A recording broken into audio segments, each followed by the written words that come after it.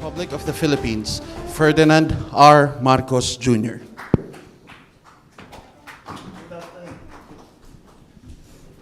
Magandang hapon sa inyo lahat. And thank you for this opportunity for me to be able to make my final statement on this trip from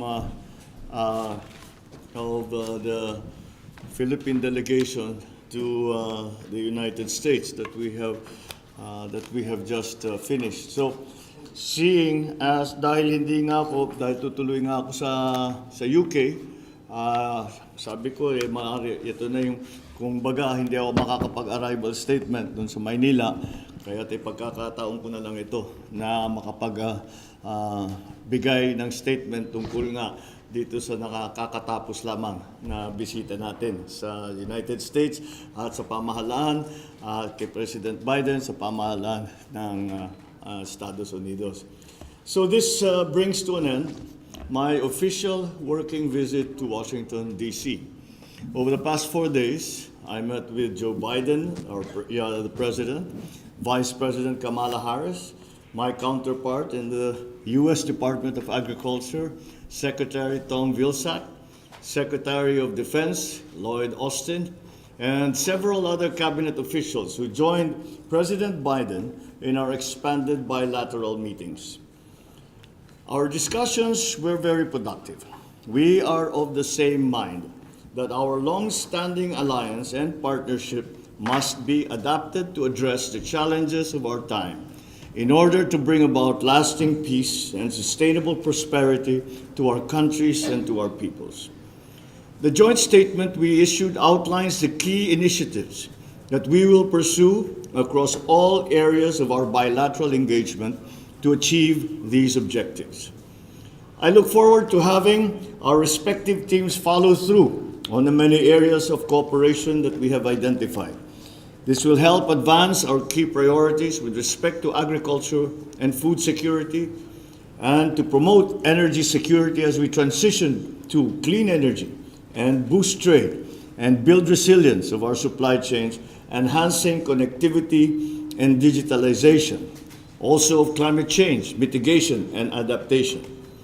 In addition to existing bilateral policy dialogue platforms and working groups, we agreed to institutionalize a ministerial-level study group to advance cooperation on climate-smart agriculture, which I myself will lead.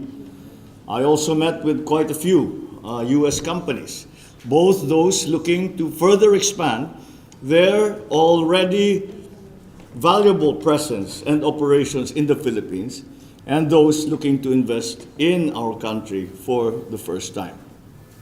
They are all committed to be part of this development journey that we have embarked upon. We returned to the Philippines with over $1.3 billion in investment pledges that have the potential to create around 6,700 new jobs for Filipinos within the country. When realized, these investments will support our country's economic recovery efforts and further strengthen the foundations of our economic environment. We expect even more investment that will lead to materialize once these companies firm up their plans. Nevertheless, the interest is a welcome sign of their trust and confidence in the Philippines as an investment destination.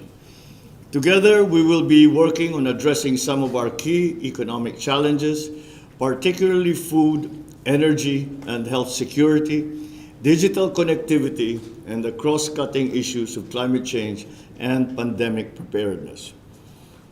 The discussions that we had with the U.S. business community also affirmed the optimism which international investors view the Philippines today. It was with great pride that I received their praises for the talent, ingenuity, work ethic of Filipinos. This has become the main driving force for bringing their investments to our country. We also welcome all the initiatives to expand collaboration with the Philippine government and our universities to support the continued growth of local talent. These, complemented by our game-changing economic reforms, will serve as a firm foundation for an indomitable partnership. My visit would not have been complete without meeting with Filipino community from the U.S. East Coast, as well as some who came all the way from the Caribbean. I thank them for their contributions to the communities in the Philippines and in the United States. They continue to bring honor to our country in the practice of their chosen professions. They continue to bring a shine to the reputation of Philippines and Filipinos with their philanthropic work, especially during calamities and disasters that have touched so many lives. I urge our fellow kababayans here in the East Coast to continue to be our partners in promoting the country for tourism and investments. I then capped my visit with a speaking engagement at the Center of Strategic and International Studies, where I shared my reflections on why I think the Philippines and the United States has been and will continue to be naturally drawn to each other. Beyond our treaty alliance, we are bound by shared values and our commitment to mutual prosperity. I underscored my main message during this visit. The Philippines and the United States will have to forge closer economic ties and ensure that our bilateral partnership works for our people. That will bring a truly important alliance, a truly valuable partnership, and a continuing friendship into the 21st century. Thank you. I think there are a few questions. Yes, Mr. President. We will open the floor for the press corps. First question from Ms. Daphne Galvez of Inquirer.net. Good evening, Mr. Hi, President. good evening. Good evening na ba? Yes. After the U.S. and the Philippines finalized its bilateral defense guidelines, China said that the South China Sea should not be used as a hunting ground for forces outside of the region, and it opposed what it called as meddling in the issue to harm China's sovereignty and maritime rights. What can you say about this, sir? Well, I do not think, as a Filipino and representing the Philippines, I don't feel alluded to. How can anyone say that we are not a party in interest in all of these issues? So I think that kind of statement was directed more towards the United States than it was for the Philippines. I think the Philippines actions are in continuing to strengthen our capabilities, to continue to find and forge partnerships with the United States, and both in the governmental sector and also with the private corporations that we have spoken to, as an important part of what we have been trying to develop in the past almost 1 year. And that is I think, only right and proper because we in the Philippines need to do this if we are going to go forward and find new opportunities for our people. At hindi naman masasabi na walang karapatan ng Pilipinas na gawin lahat yun. Kaya yung statement na yan, sa palagay ko hindi nakadirect sa Pilipinas. Okay, thank you, sir. Thank you. Sir, we have a question from Tina Maralit of Manila Times. Hey, sir. Good afternoon po. Sir, prior to this trip, you said that you want the Mutual Defense Treaty to evolve. In your sit-down po with President Joe Biden, were there specific provisions of the MDT that you discussed with him? And if so po, what was his reaction? Again, you have to, if The specific provisions, prior to this trip, you said that you want the MDT to evolve po. Were you able to mention we're not yet specific? there. What we did in this trip and what we have managed to formulate are the guidelines pa lang doon sa mga magiging provision at saka magiging detalye. But the premise continues to be the same. It's a strengthening of relationship, and the word "evolve" is one that I have been using, and that other people have seemed to have adopted, Because that is exactly what it is that we need to do. We have to evolve. And why? To explain it is that we need to evolve because the situation that we face is evolving. And when I speak about the evolving situation, I'm not only talking about security and defense. I'm talking about trade, I'm talking about economy, I'm talking about climate change, I'm talking about all the other aspects of our society, of our economy, and even our government that we have to adjust as a response to what changes we are facing. Iba na ang mundo ngayon. Hindi na kagaya kung ano yung mundo natin noong November ng 2019, hindi na natin makikita yon. At talaga namang ayaw natin bumalik doon. Tayo ay tumutungo sa kinabukasan natin. At yun, kailangan natin kilalanin kung ano ang kailangan gawin dito sa bagong sitwasyon. Kaya evolve ang aking ginagamit na salita. Thank you, sir. Thank you. Thank you, sir. We have a question from Rayo Kiyomiya of Shimbun.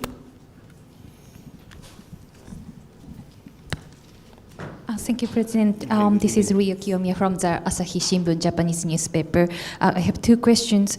So first, regarding the tension in the Taiwan Strait, at your meeting with President Biden and your counterparts, what kind of discussion did you have to deter the contingency in Taiwan and how to react to the Taiwan Strait crisis? And secondly, at the meeting with President Biden, joint statement mentions a trilateral cooperation, including Japan and Australia. So what kind of cooperation do you expect and what kind of role do you expect Japan to play for the stability and peace in the region? I expect a developing cooperation. Patuloy ang pagpatibay natin ng ating pagsasama at pagpapartner dito sa iba't ibang bansa na hindi lamang yung mga nakapaligid sa Pilipinas, hindi lamang ang ating karatig bansa, kundi pati na ang mga bansa na dati hindi naman natin nakakausap dahil walang pangangailangan na makaroon tayo ng partnership. Kagaya ng pagsagot ko doon sa nakaraang tanong, yun talaga ay nagbago lahat. Kaya kailangan natin ayusin lahat ang ating mga arrangements. We have to fix our arrangements, our alliances, so that they conform to the needs of the day. And that's again, we comes back again to that process of evolution. Because the situation is new, then the solutions have to also be new. And that is why we are now formulating those partnerships between all the different countries, not just Australia, not just the United States, now also South Korea, also Japan, all of the ASEAN member states. And I think we can continue to do that. And I know that these countries that I have mentioned are already of the same mind. Pareho ng pag-iisip tungkol sa mga pangangailangan na natin gawin at kung saan ang pinaka makakatulong sa Pilipinas ng mga partnership. Sila rin ay ganyan din ang kanilang pag-iisip. Sila rin ay naghahanap na nga ng mga itong group na magsama-sama upang harapin ang bagong mundo na sabay-sabay. It seems that the message of unity that we were espousing during the campaign is beginning to extend to unity not only in the local situation in the Philippines but also in an international scale. Kaya yun ang naging talumpati ko nung ako'y nagsalita sa UN na kailangan na natin magkaisa, kailangan na tayong magkaintindihan upang makapagtulungan tayo sa isa't isa. So I think it is not only the Philippines that thinks that way. It's not the only Australia that thinks that way. It's not only the U.S. that thinks that way. I think every country in the world is thinking in those terms. At least most of the countries that have not, that have continued to keep open relationships with their partner governments around the world are also of the same mind, and that's why I'm confident that that process will continue and will go from strength to strength. Thank you, sir. Mr. Marlon Ramos from PDI. Magandang gabi po, Mr. President. Yes. Sir, you just made very interesting remarks during the CSIS forum this afternoon. You said, and I quote, "The syndicates have grown stronger, wealthier, and more influential, worryingly so." This despite what you mentioned, abuses committed by certain elements in the government. Sir, how do you assess the drug war of the previous administration, and how do you intend to go after, to make those people behind those abuses accountable? I'm in no position to assess the administration of anybody else. That is not proper for me to. That's not a proper role for me to take. But when you ask what we are doing, alam naman ninyo lahat. We formed the commission and I asked for the resignation of all the police officers from Colonel up, so that we can assess and see and study what their records are. Kung sila ba ay kasama sa mga sindikato, kung sila ba ay may kinalaman dito sa patuloy na paglago ng drug problem sa Pilipinas.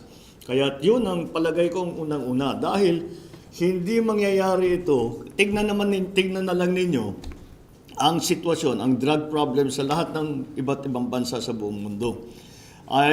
Ang mga nagpapatakbo niyan ay hindi yung mga maliliit na tao na nakikita mo sa lansangan na sila mismo nagbebenta o user sila. Hindi naman sila ang nagpapatakbo niyan. Ang nagpapatakbo niyan ay mga matataas na opisyal, kuminsan sa pulis, kuminsan sa gobyerno.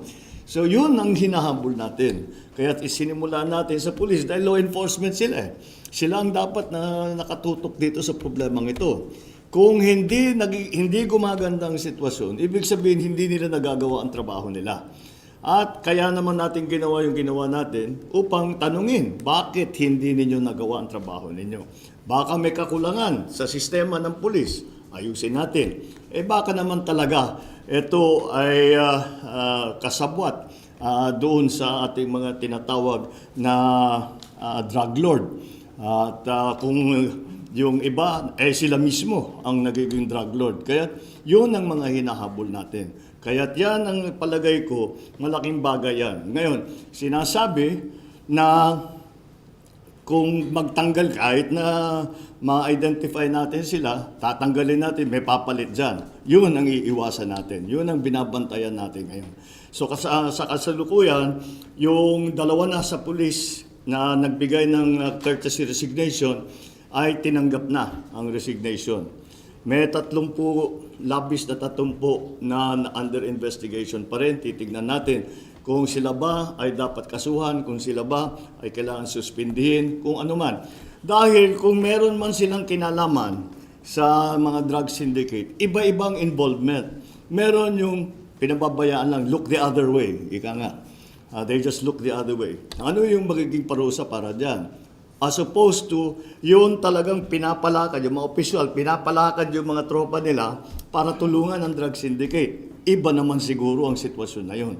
Kaya yun ang pinag-aaralan natin para naman, karamihan naman, marami naman sa pulis, wala namang involvement dyan ay mababait at talagang nagsisipag upang matuklasan at mabuo ang mga kaso na hinahawakan nila. Kaya kailangan natin maging maingat din na hindi natin hahabulin yung mga walang kinalaman. Kaya kailangan natin pag-aralan kung sino ba talaga ang dapat imbestigahan, kung sino ba talaga ang dapat parusahan.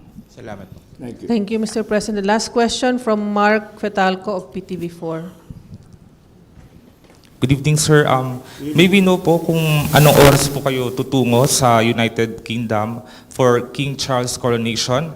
And secondly, where do you see the Philippine-UK relations under King Charles' reign? And ano po yung nakikita nating benefits po nito? At lastly, tatanggapin po ba natin yung imbitasyon po ni Prime Minister Rishi Sunak na makipagdialogo po sa inyo? Well, alis ako mamaya.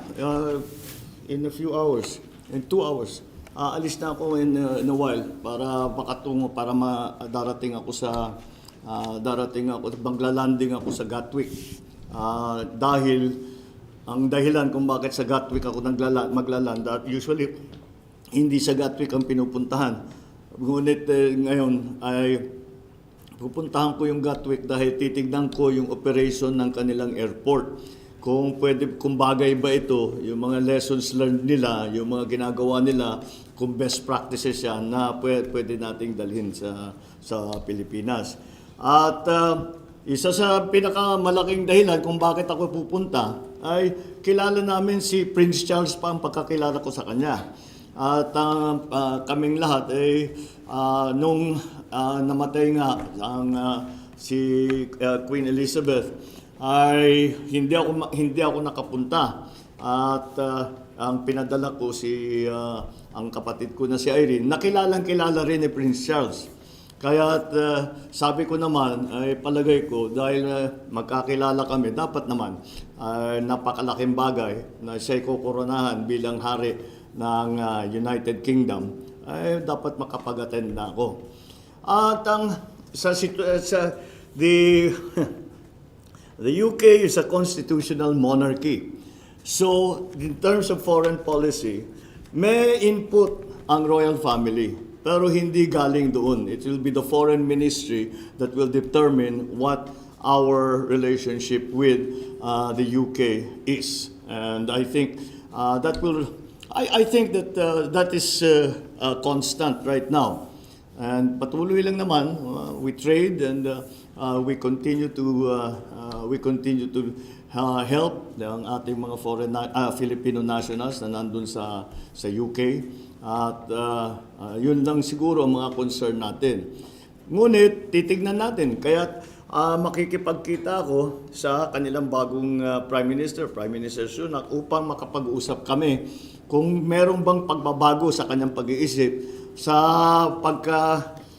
pagpartner ng UK at saka ng Pilipinas. Sa palagay ko ay ganun din ang sasabihin niya na dapat papatibayin natin at hirap na hirap ang ekonomiya ng UK. So baka isang bagay yun na pag-uusapan namin kung paano mag-trade o kung paano dagdagan. Isa sa lahat, I'm sure, babanggitin niya kung pwedeng makakuha ng healthcare workers galing Pilipinas, dadalhin sa UK. Dahil alam mong nangyari, nung pandemic, sumikat talaga ng husto ang healthcare workers na Pilipino at Pilipina. At kaya't lahat ng bansa ay umaasa at nagtatanong kung pwede ba paramihin natin ng mga healthcare workers na pupunta. So isang bagay yun. But I think in general, we will maintain the same relationship. It has been a relationship very advantageous to all parties involved. So I think that we will stay the course and continue to deal with each other in a very similar way that we have done before. Sir, hindi mo po kung kailan po yung schedule meeting natin with Prime Minister Sunak? On the sidelines lang. Dahil kung titignan nyo yung schedule, pagdating ko doon, may reception sa palasyo, sa Buckingham Palace. The next day is the coronation.